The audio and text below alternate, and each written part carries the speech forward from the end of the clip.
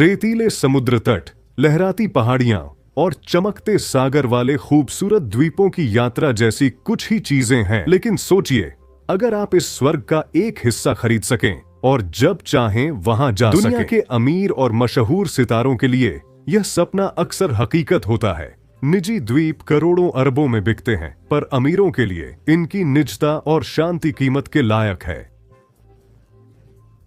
आज हम 5 शानदार सेलिब्रिटी द्वीपों पर नजर डालेंगे और देखेंगे कि वे इतना पैसा कैसे कमा पाए।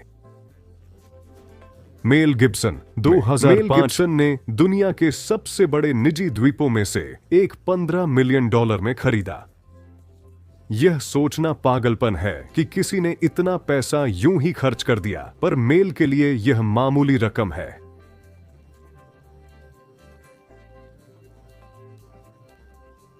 मेल गिब्सन 80 के दशक में लीथल वेपन और मैड मैक्स जैसी हिट फिल्मों से एक्शन हीरो बने। इससे पहले वे ऑस्ट्रेलिया में रहे, जहां उन्होंने कम बजट की फिल्मों में छोटी भूमिकाएं निभाईं और मुख्यतः रंगमंच में काम किया। अमेरिकी फिल्मों में काम करने के बाद मेल ने खुद को हॉलीवुड के सितारे के रूप में स्थापित कर लिया। 90 के दशक की शुरुआत में उन्होंने निर्देशन शुरू किया और ब्रेवहार्ट के लिए सर्वश्रेष्ठ निर्देशक से बड़े सितारे भी अपने शीर्ष स्थान से गिर सकते हैं। 2000 के दशक की शुरुआत में कुछ विवादास्पद बयानों के बाद मेल गिब्सन को हॉलीवुड में 2016 में हैक्सो रिज के साथ निर्देशन में वापसी तक कई लोगों ने मेल को हॉलीवुड में फिर से स्वीकार नहीं किया। इस उतार चढ़ाव भरे करियर के बीच मेल गिब्सन ने फिजी में मागो द्वीप पर अपना सुरक्षित ठिकाना बनाया। 5400 एकड़ का यह द्वीप इतिहास से भरा है, जो पहले कपास और चीनी के बागान के रूप में इस्तेमाल होता था। कई स्थानीय लोगों ने मेल के द्वीप खरीदने का विरोध किया, लेकिन लगता है कि उनकी आवाज अनसुनी रह गई।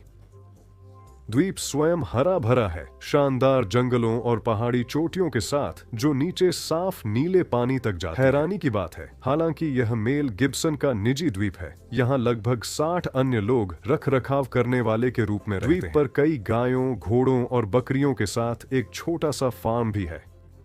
जबकि लगता है कि मेल गिब्सन अपनी दौलत से यहाँ एक महल बनाएंगे, वह जिस इमारत में रहते हैं वह महल से बहुत निवेशित घर एक मंजिला है जिसमें एक पुल है, और यही वह जगह है जहाँ श्री गिब्सन तब रहते हैं जब उन्हें कहीं दूर जाने की जरूरत होती है।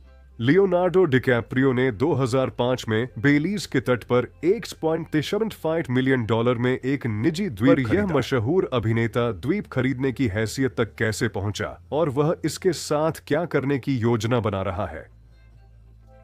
हैरानी की बात है, लियोनार्डो ने विज्ञापनों और रोज़ैन और ग्रोइंग पेन्स जैसे शो में अतिथि भूमिका से शुरुआत की। 23 साल की उम्र में टाइटैनिक में रोल मिलने पर ही लियोनार्डो स्टारडम की ऊंचाइयों तक पहुंचा। टाइटैनिक दुनिया की सबसे ज्यादा कमाई करने वाली फिल्म बनी और लियोनार्डो घर घर में जाना जाने लगा। इसके बाद दुनिया के टॉप डायरेक्टर्स जैसे जेम्स कैमरून, क्वेंटिन टारनेटिनो और एलेजांद्रो के साथ काम करना आसान हो गया। अभिनेता होने के साथ साथ लियोनार्डो एक जोशीला पर्यावरण कार्यकर्ता भी हैं। 1978 में उन्होंने लियोनार्डो डिकैप्रियो फाउंडेशन बनाया, जो पर्यावरण और जलवायु परिवर्तन पर काम करता है। फाउंडेशन ने पर्यावरण के लिए $70 मिलियन जुटाए और 40 देशों में पर्यावरण सुधार में मदद की। लियोनार्डो ने वन्यजीव संरक्षण को लाखों दान किए और कई पर्यावरण डॉक्यूमेंट्री में आवाज दी और उन्हें प्रोड्यूस किया। तो लियो ने बेलीज में एक द्वीप क्यों खरीदा? दरअसल इस क्षेत्र में लंबे समय से अत्यधिक मछली पकड़ने और जंगल काटने की समस्या रही है। लियोनार्डो ने इसे एक पर्यावरण अनुकूल रिसोर्ट में बदलने के लिए यह द्वीप खरीदा। 2020 में खुलने वाला 104 एकड़ का यह रिसोर्ट पूरी तरह सौर ऊर्जा से चलेगा, जिसमें 36 बंगले और विला होंगे।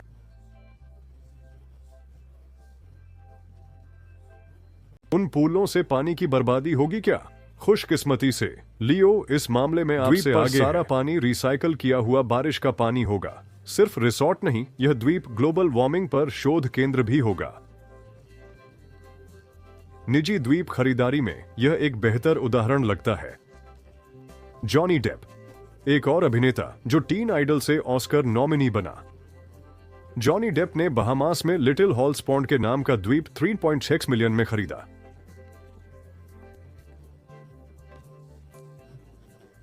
द्वीप खरीदने से पहले जॉनी ने 21 जंप स्ट्रीट में टीन हार्टथ्रोब की भूमिका से शुरुआत की। 1990 में एडवर्ड सिजरहैंड्स से टिम बर्टन के साथ उनकी दोस्ती शुरू हुई, जो उनके करियर का मोड़ बनी। वहां से जॉनी डेप ने विचित्र भूमिकाएं चुनी और तय किया कि वे सिर्फ उन किरदारों को निभाएंगे जिनसे वे जुड़ाव महसूस करते हैं, न कि सिर्फ बॉक्स ऑफिस हिट फिल्मों को। ऐसी ही एक भूमिका थी कैप्टन जैक स्पैरो, जो प्रसिद्ध पायरेट्स ऑफ द कैरेबियन श्रृंखला में थी। बहामास में शूटिंग के दौरान वे संयोग से लिटिल हॉल्स पॉन्ड के पर पहुंचे और तुरंत फैसला किया कि वे इसे अपना बनाना चाहते हैं। 2004 में द्वीप खरीदने के बाद से जॉनी ने इसे अपना निजी स्वर्ग बनाने की कोशिश की है। 45 एकड़ का यह ट्रॉपिकल रिट्रीट सफेद रेतीले समुद्र तटों, हरी वनस्पति, स्वच्छ पानी और समुद्र के 360 डिग्री दृश्यों से भरा है। द्वीप पर कई सौर ऊर्जा चालित घर हैं, जिनके बीच आवाजाही के लिए गोल्फ कार्ट का इस्तेमाल होता है। 6 अलग समुद्र तटों का नाम जॉनी के जीवन के महत्वपूर्ण लोगों पर रखा गया है, जिसमें उनकी पूर्व पत्नी, 2 बच्चे और गुरु मार्लन ब्रैंडो और हंटर एस शामिल हैं। थॉम्पसन पर इस खूबसूरत दूर के द्वीप तक कैसे पहुंचा जाए? अगर आप जॉनी डेप हैं तो आप अपनी 156 फुट की विशाल निजी नौका से जाएंगे। वे जो लेरोआ नाम की यह नौका, जो उनकी पूर्व पत्नी और बच्चों के नाम पर है, समुद्री डाकू यादगारों से सजी है और इस पर गर्व से जॉली रोजर का झंडा लहराता है। निकोलस केज स्वतंत्रता की घोषणा चुराने के अलावा कई संपत्तियां खरीदने का शौक रखते हैं।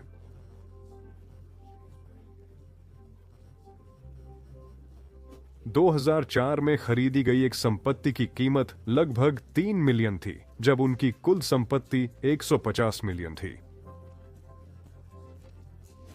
द्वीप खरीदने से निकोलस केज के बटुए पर ज्यादा असर नहीं पड़ा, लेकिन इतनी दौलत जमा करने में उन्हें काफी वक्त लगा। फ्रांसिस फोर्ड कोपोला के भतीजे के रूप में जन्मे निक केज के पास एक बड़ा नाम था जिस पर खरा उतरना था। 37 साल के करियर में 100 फिल्मों के साथ ये कहना सही है कि उन्होंने अपना नाम कमाया है। उनके करियर की शुरुआत कई अलग अलग शैलियों में दर्जनों सहायक भूमिकाओं से हुई थी।